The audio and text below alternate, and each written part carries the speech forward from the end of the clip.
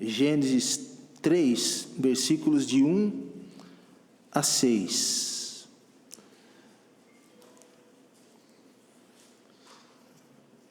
Irmãos que puderem, por favor, se coloquem em pé para nós fazermos a leitura, reverência à palavra do Senhor. Gênesis 3, de 1 a 6. Diz assim: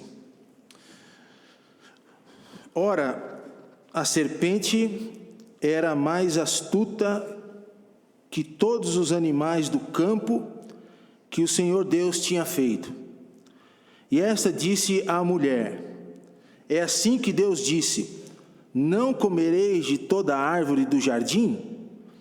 E disse a mulher à serpente: Do fruto das árvores do jardim comeremos, mas do fruto da árvore que está no meio do jardim, disse Deus: Não comereis dele, nem nele tocareis, para que não morrais. Então a serpente disse à mulher: Certamente não morrereis, porque Deus sabe que no dia em que dele comerdes, se abrirão os vossos olhos, e sereis como Deus, sabendo o bem e o mal. E viu a mulher que aquela árvore era boa para se comer, e agradável aos olhos, e árvore desejável para dar entendimento. Tomou do seu fruto e comeu, e deu também a seu marido, e ele comeu com ela. Até aqui a leitura, vamos orar? Senhor Deus, obrigado pela leitura da Tua Palavra nesta manhã. Que nós possamos aprender mais do Senhor, não só como pais nessa manhã, mas também como famílias. E eu te peço, Deus, que o Teu Santo Espírito esteja falando aos nossos corações. Eu oro neste momento pedindo a direção do Senhor, em nome de Jesus Cristo. Amém. Podemos assentar, irmãos? Eu quero compartilhar um pouco com os irmãos nessa manhã, embora seja o Dia dos Pais, mas eu quero falar aos pais, mas também à família. Então você que é pai vai ser abençoado, você que é mãe também, e você que é filho, avó, tio, todo mundo vai ser abençoado nessa manhã, porque nós fazemos parte de uma família ou da nossa família, né? Embora o dia seja dos pais, mas a mensagem vai para todos nós. Eu quero compartilhar um pouco sobre a desintegração da família. Uns dias atrás, antes das conferências, nós estávamos passeando no Parque Raia com a minha família, e a Vânia estava com aqueles folders ou os convites das nossas conferências que aconteceram agora com o pastor Alexandre Dutra, e nós estávamos brincando ali num canto, e ela foi entregar um flyer daquele, um panfleto daquele para um rapaz que estava com a esposa ao nosso lado. Ela pegou e entregou, o rapaz olhou aquele folheto, o tema da mensagem, e disse assim: Ué, fim dos tempos? Não podia ser começo? Aí a Vânia falou assim: Não, é fim dos tempos mesmo, porque nós estamos vivendo nos fins dos tempos. E quanto mais você ouvir sobre os fins dos tempos, mais esperto você vai ficar, porque o fim do mundo, Jesus está voltando e logo nós não estaremos mais aqui. Ele pegou aquele papel e depois eu não sei mais o que ele fez. E sabe, irmãos, que às vezes a gente olha um assunto assim, você pode falar: pastor, mas falar sobre a desintegração da família no Dia dos Pais, tinha algo mais positivo? Mas quem disse que não vai ser positivo? Vai ser positivo, porque existem formas de nós aprendermos, e uma das formas de nós aprendermos é olhando o lado negativo de uma situação, ou o lado que nos chama a atenção para aquilo que está indo ao contrário do que deveria ser normal. Então, olhando dessa perspectiva, pensando na desintegração da família, foi que o que Deus me levou a compartilhar sobre isso com os irmãos nesta manhã. Eu desejo falar disso, por quê? Porque vai nos abrir os nossos olhos e nos deixar atentos como pais e mães e tios e filhos nessa manhã. O reverendo, eu sempre uso essa frase, ou pelo menos de vez em quando eu falo sobre família. Messias Anacleto Rosa foi um pastor da igreja presbiteriana, e ele usou uma frase muito certeira, muito certa. Eu li um livro dele certa vez, e uma das frases que está no livro dele, que ele disse ali, é que a família, ela é a célula máter da sociedade. E é verdade, porque famílias bem cuidadas, bem estruturadas, sociedade também bem estruturada e bem cuidada. Geralmente a gente olha um menino mal educado ou desrespeitoso na escola, os pais ou os professores, melhor, ou a diretora dizem assim, eu escutei isso uns dias atrás, olha esse menino como ele age. Aí o outro do lado falou assim, mas olha a casa dele, olha os pais, ele age assim porque ele reflete aquilo que está desintegrado dentro de casa, então ele reflete aqui na escola. E sabe, irmãos, que hoje sociólogos, psicólogos, médicos, educadores, políticos, religiosos, sejam padres, sejam pastores, todos estão discutindo acerca de um assunto em respeito à família, que é a chamada desintegração da família tradicional. A cada dia que passa, você vê e percebe que a família tradicional não tem mais aquele lugar que tinha lá atrás, quando os meus avós se casaram e viveram, meus pais. A família tradicional, irmãos, é aquela que a pessoa vai lá no cartório e ela casa no papel, no civil, obedece às leis, é ou não é? Hoje, o que as pessoas estão fazendo? Vão ali e fazem um contrato e, se não der certo, desmancha aquele contrato e não estão mais casados, né? Isso não faz parte da família tradicional. Então existe uma discussão hoje, irmãos, acerca da família tradicional e a família contratual. Na família contratual se faz de tudo, na família tradicional faz aquilo que Deus estabeleceu. E assim, irmãos, nós precisamos lutar por essa família tradicional. E sabe que a família tradicional, com seus direcionamentos a partir da palavra de Deus, começa a partir de nós, pais, mães, os filhos que honram e obedecem os pais dentro do lar. A família tradicional, ela é instituída e ela é guiada, direcionada à luz da palavra de Deus, à luz daquilo que Deus instituiu e colocou para cada um de nós. Então eu quero, pensando na desintegração da família, compartilhar 4 aspectos, vamos dizer assim, dessa desintegração. O primeiro aspecto é a origem. Como que acontece a origem, ou de onde vem essa origem da desintegração da família?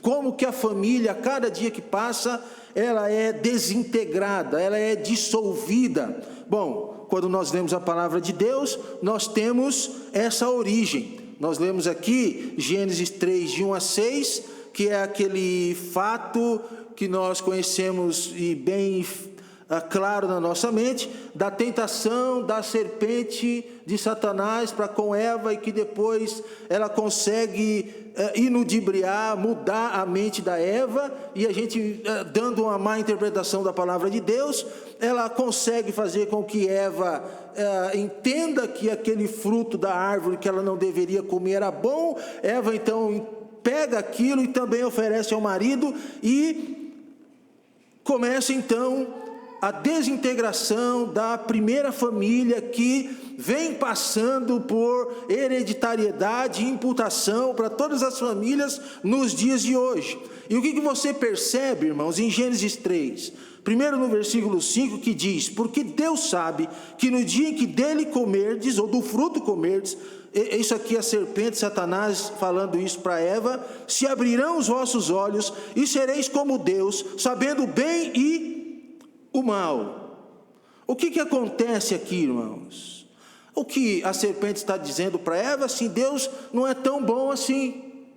Porque se Deus fosse bom, ele deixaria você comer desse fruto da árvore do conhecimento do bem e do mal, e vocês serem sabedores de tudo como Ele é. Então Deus não é tão bom assim, porque se Ele fosse bom, Ele permitiria que você comesse desse fruto, provasse agora. E começa na vida do homem a desconfiança a respeito da bondade de Deus. Será que Deus é bom mesmo?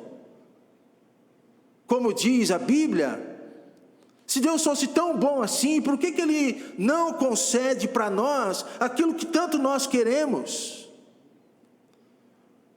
O versículo 5 ainda, irmãos, nos faz pensar acerca do desejo de determinar para si mesmo o que é certo e errado, mantendo Deus, que é a fonte da vida, fora da vida. Por quê? Porque quando a Satanás, ou a serpente aqui, diz isso para Eva, porque Deus sabe que no dia em que dele comeres, se abrirão os vossos olhos e sereis como Deus, sabendo o bem e o mal. O que acontece a partir daqui?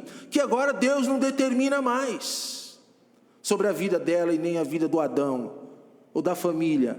Agora a determinação de ser certo e errado não é mais de Deus para a vida deles, é deles para eles mesmos.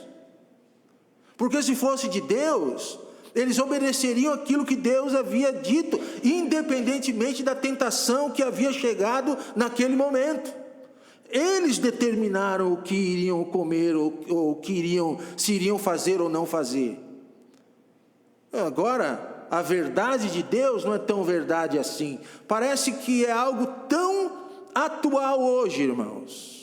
Porque esse relativismo promíscuo da palavra de Deus acontece em muitas famílias hoje, e perpassam uma linha muito tênue e alcança a sociedade onde não se tem mais padrão, até mesmo no esporte, onde homem luta com mulher e está tudo normal. Mas por quê?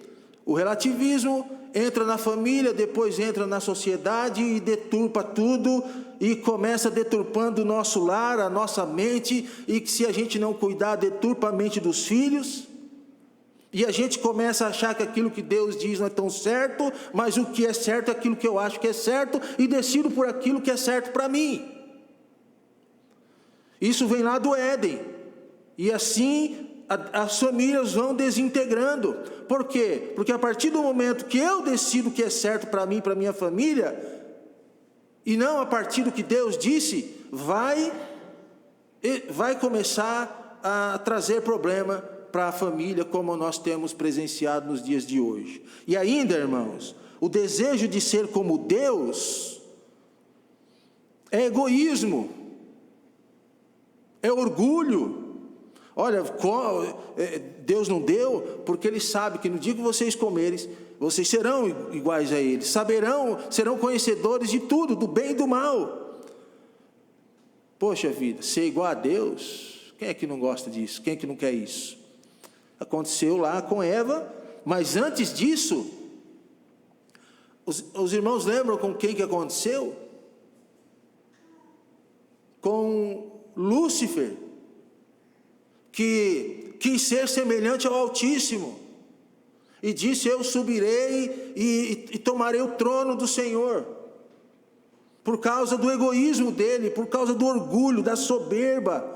Mas como Deus não perde o seu trono, irmãos, o que Deus fez com Lúcifer? Disse assim: aqui não, jacaré, aqui quem manda sou eu.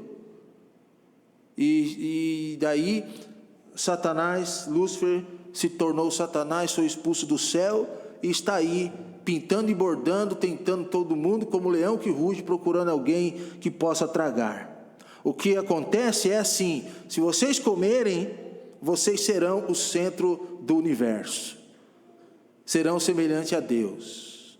E aquilo enche o coração de Eva, enche a mente de Eva, e ela pega toda aquela sua tentação, aquele fruto, que ninguém sabe o que era, que Satanás estava dando para ela, ninguém sabe qual é o fruto que ela comeu, e que ofereceu para o Adão, Mas o importante aqui, irmãos, não é a discussão sobre o fruto.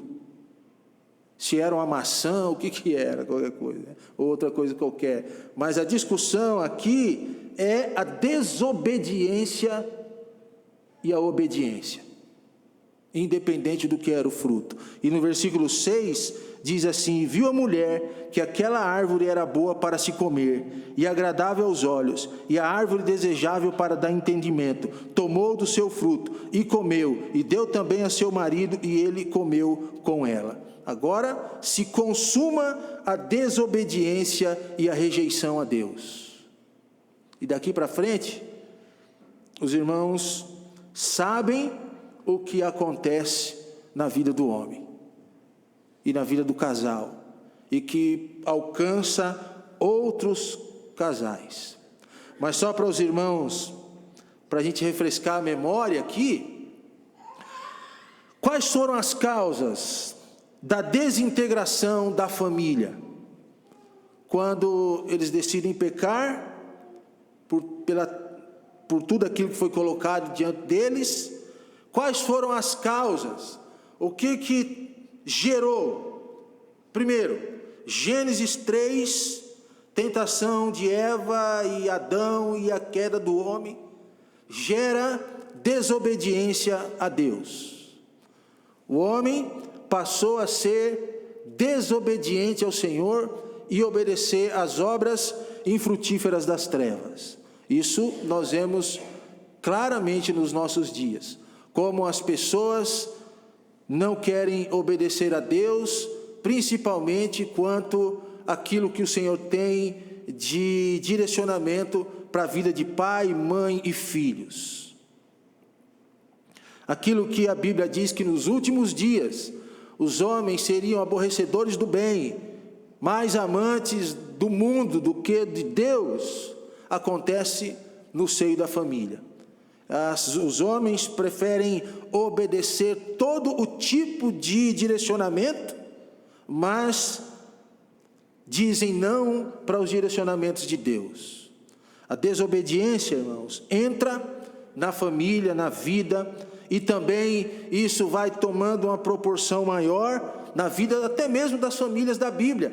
Por exemplo, Gênesis 3, que temos a tentação de Eva e a queda do homem aqui. Gênesis 4, nós já temos um quadro pintado de inveja, quando nós temos a oferta de Caim e Abel, quando um irmão, por inveja do outro, decide agir de uma maneira atroz, assassina. E aí, irmãos, nós vemos a inveja, o que a inveja fez entre dois irmãos. Por que o Senhor aceitou a oferta dele e aborreceu a minha? Não haveria eu de ter a mesma coisa?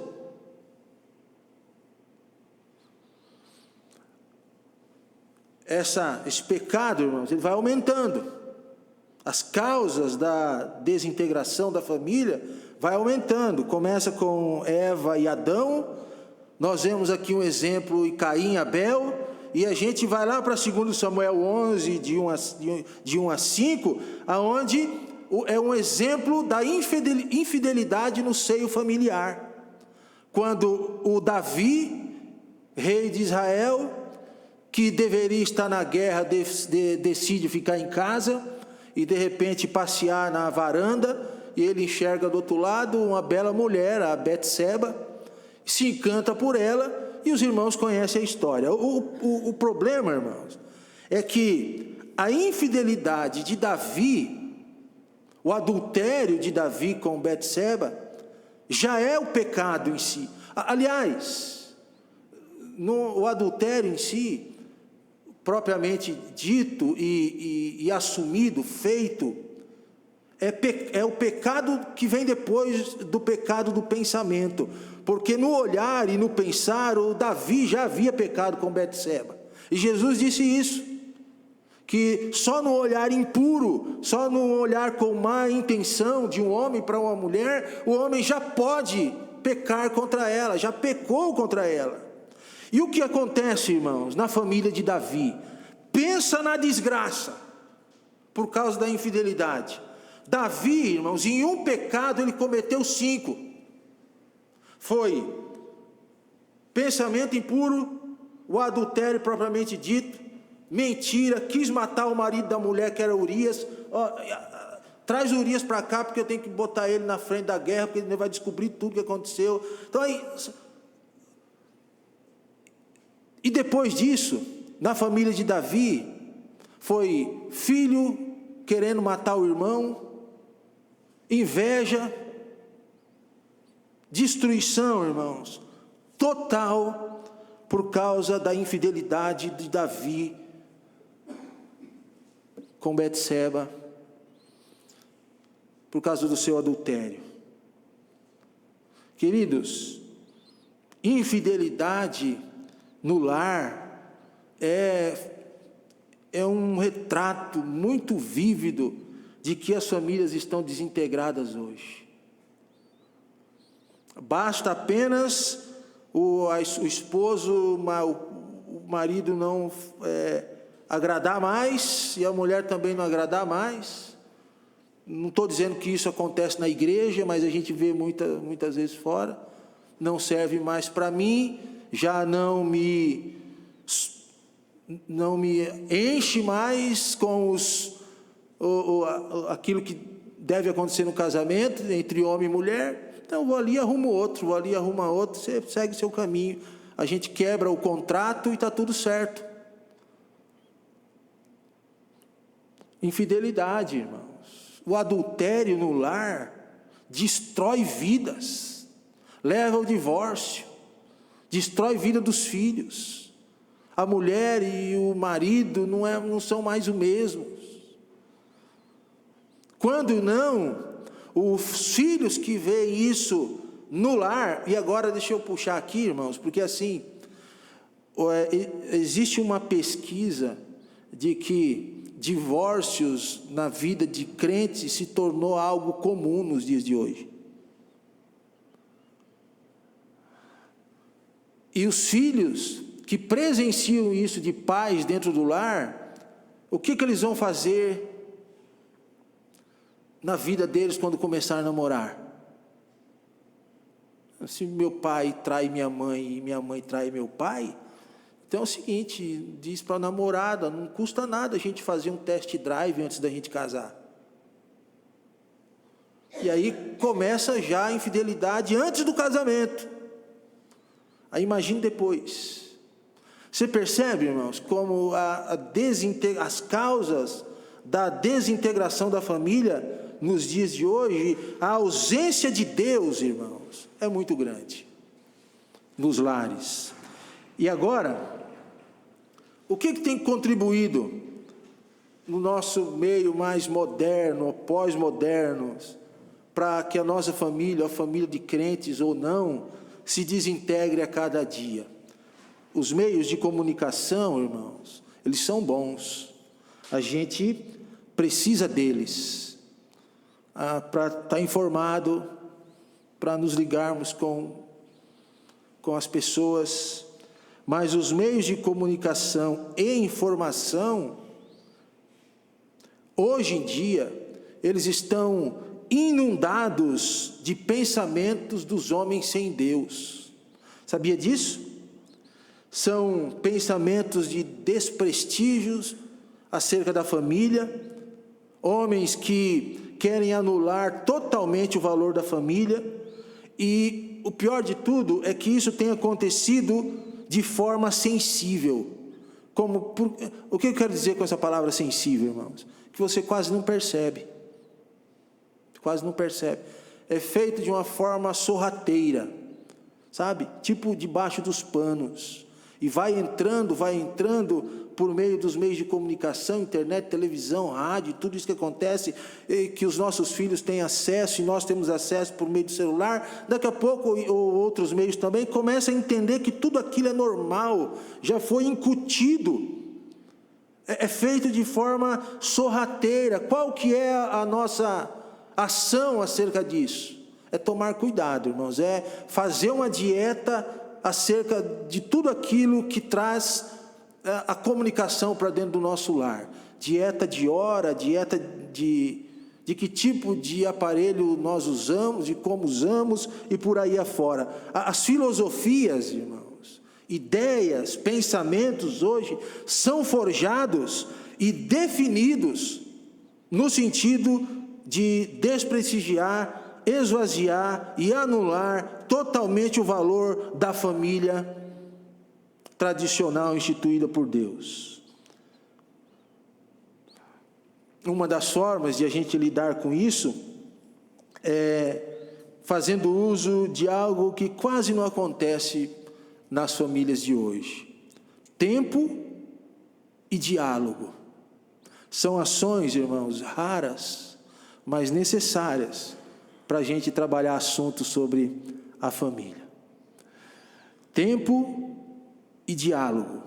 Pai e filho, filho, pai, esposa e marido e por aí afora. Então, em primeiro lugar, nós vimos a origem da desintegração da família. Segundo lugar, as causas da desintegração. Mas quais são os resultados disso? Então, a gente tem os resultados da desintegração da família. O que resulta tudo isso na família? Vou passar por isso aqui um pouquinho rápido, irmãos, porque eu já abordei um pouquinho nesse ponto anterior. Primeiro, crianças abandonadas. Milhões no Brasil, irmãos. São Paulo é o estado que mais tem jovens e adolescentes e crianças afundadas no crack e nas drogas, em condições de rua. Resultado da desintegração da família. Segundo lugar, já falei sobre isso aqui, vou apenas citar: separações, divórcio, desquites, que cada dia aumentam mais e que não são normais. Terceiro lugar, filhos rebeldes que não obedecem aos pais e não honram os pais. Resultado da desintegração da família. Só uma paradinha aqui, irmãos, para essas duas palavras. Efésios 6 diz que os filhos devem obedecer e honrar pai e mãe. Os irmãos sabem qual que é a diferença de obedecer e honrar? Então, se eu digo para um dos meus filhos assim: meu filho, faça tal coisa, e daí ele vai lá e vive e reclama e fala, e por que fazer isso, e vai lá, faz, mas faz reclamando, murmurando. Ele foi lá e fez. Ele obedeceu, irmãos? Sim ou não? Obedeceu. Mas honrou? Não. Porque filho que obedece e honra pai e mãe, ele faz e honra, e o reflexo da honra é que ele não murmura e é que ele não reclama. Porque ele entende que o pai e mãe são autoridades na vida dele. Ele pode até obedecer, mas se reclamar, se demonstrar algum tipo de insubmissão, não honrou o seu pai e a sua mãe e continua no pecado do mesmo jeito. Agora, isso, obedecer pai e mãe e honrar, o abandono disso é resultado das famílias desintegradas que nós temos nos dias de hoje. Em último lugar, aqui nesse resultado, nós somos hoje uma sociedade enferma, desorientada e desintegrada. Certa vez eu estava no banco, fui ao banco e ao meu lado, não foi aqui, foi lá em Santa Catarina, ao meu lado tinha uma mãe com um menino devia ter uns 5 anos, mais ou menos. E a mãe estava na fila do banco, o filho estava um pouco comprido, eu estava na outra do lado, e o menino queria ir embora. E o que ele começou a fazer, irmãos? Ele começou a puxar a roupa da mãe, e puxava, e batia na barriga da mãe, e pulava, e gritava, eu quero ir embora, eu quero ir embora. E a mãe ali sem saber o que fazer, agoniada com a desobediência do filho, com a malcriação, desistiu do que ela tinha que fazer e foi embora. O filho, na sua rebeldia, conseguiu tirar a mãe do padrão de vida que ela tinha para aquele momento. O que é isso, irmãos? Fruto de uma família enferma, desorientada e desintegrada, onde os filhos não sabem o que é obedecer e não sabem o que é honrar, e os pais não sabem o que é a verdadeira disciplina. Eu lembro que quando eu estava no seminário, o pastor Artêmio, que era o diretor do seminário, se ele via um filho de um aluno andando no meio do corredor, lá do púlpito, ele dizia assim: esse menino não tem pai. E daí o pai saía para pegar a criança, todo, sabe, baixadinho assim, com vergonha, e levava o filho para o banco. Lembro uma vez que as meninas começaram a fazer uma malcriação no meio do culto. O pastor Artêmio me chamou do lado e falou assim: você tem havaiana em casa? Eu falei: tenho. Ele falou assim: tira as correias e traz só a parte de baixo. Quando elas fizerem isso, sai do culto, leva no banheiro e esquenta o bumbum delas. Quantas vezes, irmãos, a Vânia fez isso? Quantas vezes a Vânia fez isso? Eu fiz isso. E hoje elas falam assim: o Levi não apanha tanto como a gente apanhou. Eu falei: os tempos mudaram. Os tempos mudaram. Mas, irmãos, eu não me arrependo, porque embora são pecadoras, mas a criação valeu a pena. Os pais hoje vivem com medo. Se eu tocar no meu filho, corrigir o filho com a vara, que a Bíblia diz, o vizinho que está lá no condomínio do lado, se ele vê o menino gritar, vai ligar para o conselho tutelar, o conselho tutelar vai vir aqui e vai me prender. O conselho tutelar não manda na sua casa. Arrume um jeito de tratar do seu filho.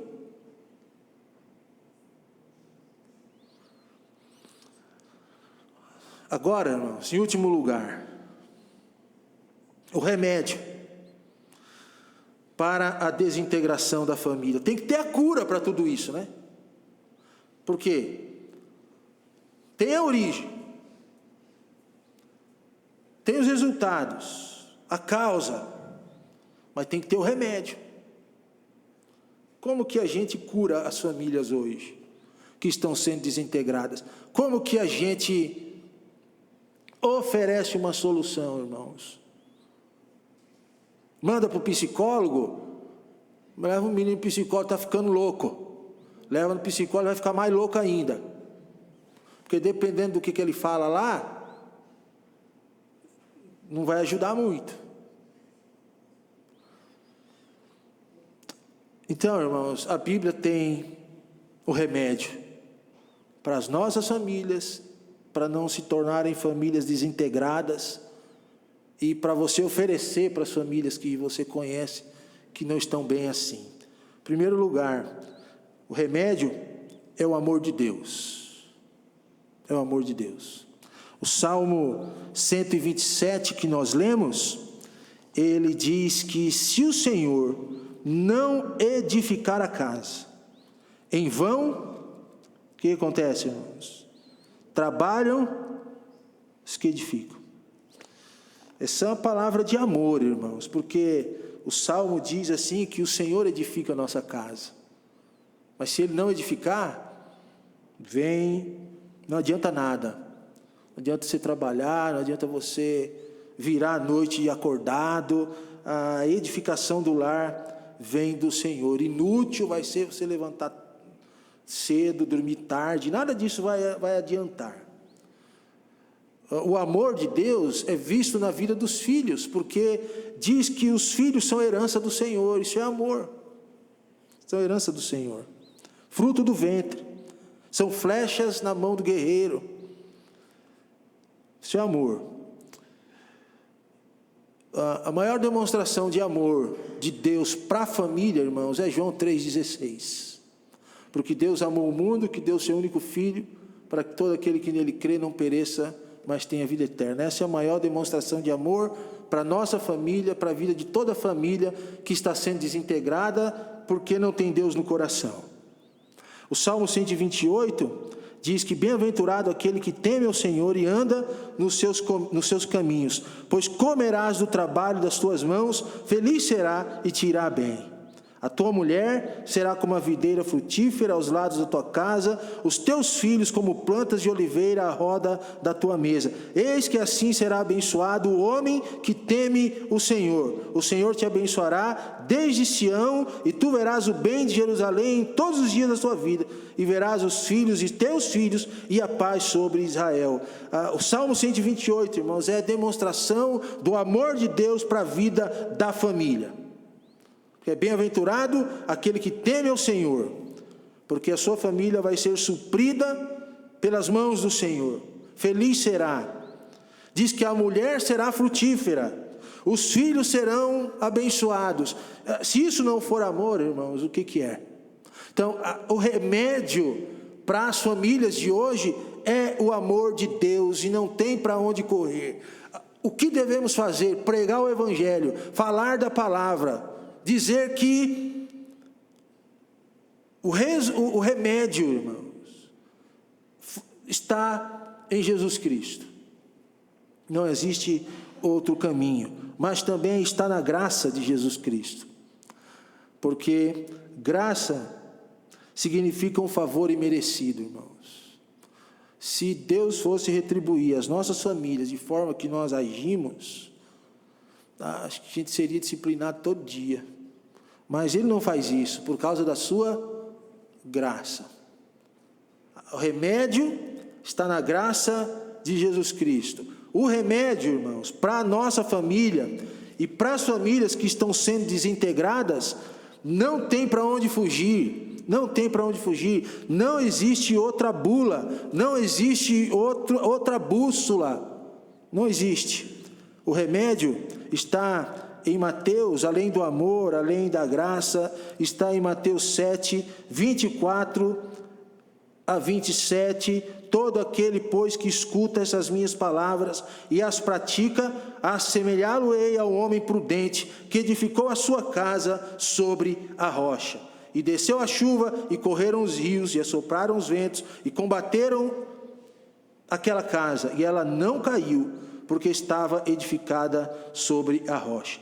E aquele que ouve estas minhas palavras e não as cumpre, compará-lo-ei ao homem insensato, que edificou a sua casa sobre a areia, e desceu a chuva, e correram os rios, e assopraram os ventos, e combateram aquela casa, e ela caiu, e foi grande a sua ruína. E aconteceu que, concluindo Jesus esse discurso, a multidão se admirou da sua doutrina. Qual é o remédio, irmãos?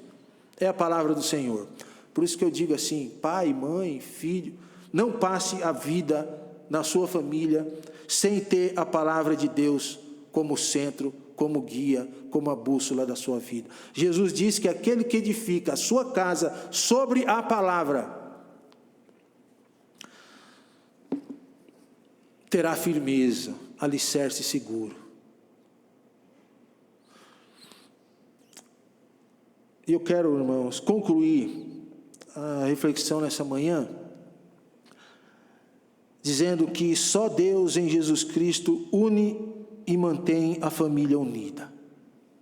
Só Deus em Jesus Cristo pode fazer aquilo na vida de uma família que, quando nós olhamos de fora e dizemos assim, não tem mais solução para essa família. Parece aquela musiquinha de criança, sabe, Lucas? Havia um homenzinho torto que morava numa casa torta. Conhece essa música, não? Mas teve um dia que a vida desse homenzinho torto, Jesus endireitou. Lembra? Então é assim, irmãos. Só Jesus Cristo mantém a família unida e traz cura.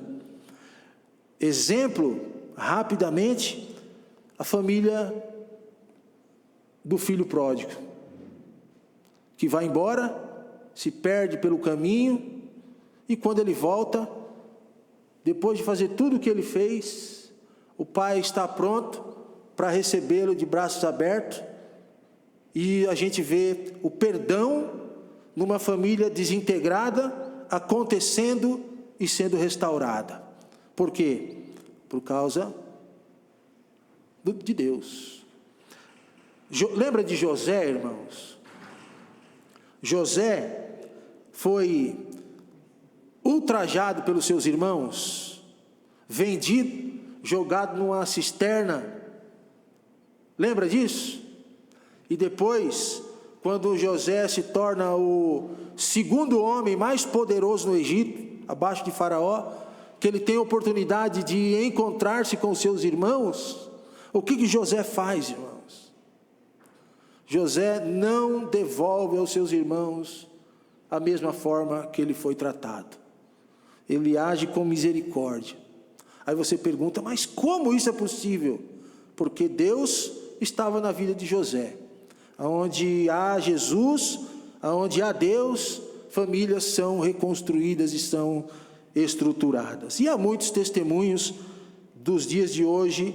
Talvez você conheça alguém que vivia uma vida ruim, uma família ruim, e que depois receberam Cristo como seu único e suficiente Salvador, e a família foi restaurada, o pai foi tratado, a mãe foi cuidada, os filhos foram regenerados e estão servindo ao Senhor hoje. Eu conheço vários assim.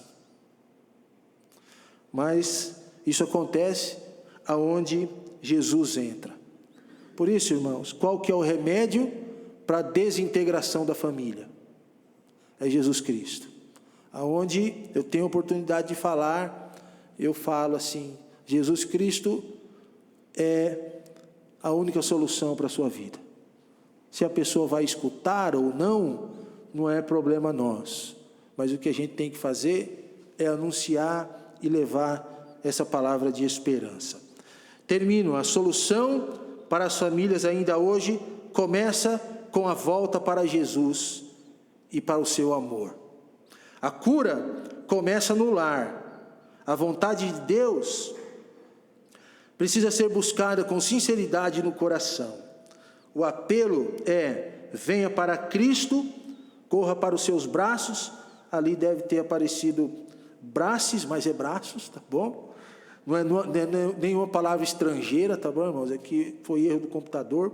E Ele, o Criador da família, trará paz para o seu lar. Não existe outro meio. Jesus é o caminho, a verdade e a vida. Não só para a salvação, mas para a reestruturação de famílias desintegradas. E também para o cuidado das nossas famílias. Amém, irmãos? Vamos orar. Baixe sua cabeça e vamos orar.